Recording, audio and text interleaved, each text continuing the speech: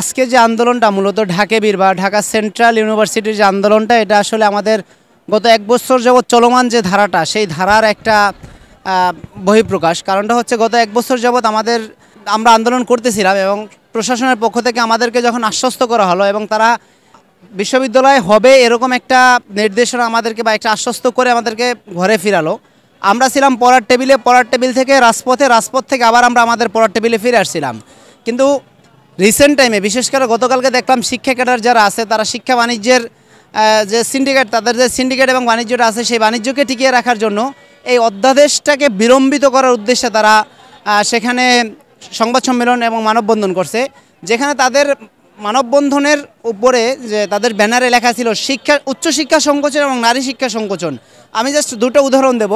জগন্নাথ বিশ্ববিদ্যালয় একটা সময় জগন্নাথ কলেজ ছিল, সেই জগন্নাথ বিশ্ববিদ্যালয় প্রতিষ্ঠিত হওয়ার পর তো কোনো নারী শিক্ষা সংকোচন হয়নি বা উচ্চশিক্ষার সংকোচন হয়নি, বরং সেটা আরও ব্রড হয়েছে।